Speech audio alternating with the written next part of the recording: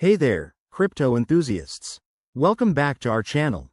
Today, we're tackling a super practical tutorial: how to send Litecoin from your Coinbase wallet to Robinhood in 2025.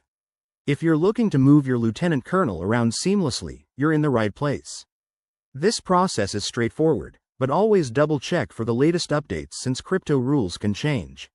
Let's dive in. First things first, make sure you have both the Coinbase Wallet app and a Robinhood account set up on your device. Start by opening the Coinbase Wallet app and logging in with your credentials. Once you're in, navigate to your dashboard and select the Litecoin you want to send. You'll see a list of your assets. Tap on LTC to proceed. Next, you'll need the Robinhood wallet address. Hop over to the Robinhood app, go to your crypto section, and find your Litecoin wallet address. It's usually under Deposit or Receive. Copy that address carefully. Double check for any typos because that's crucial to avoid losing your funds. Now, back in Coinbase Wallet, hit the Send button for your Litecoin. Paste the Robinhood address into the recipient field. Enter the amount of LTC you want to transfer, and don't forget to review the network fees. In 2025, these might be lower due to advancements in blockchain tech, but always confirm.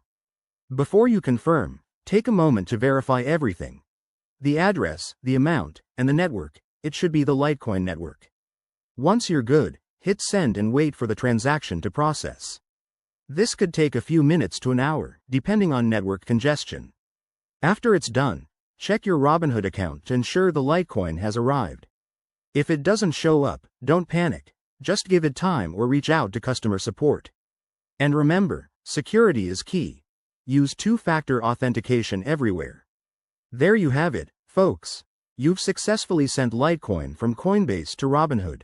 If this helped, give us a thumbs up, subscribe for more crypto tips, and drop your questions in the comments. Stay safe out there in the crypto world. See you next time.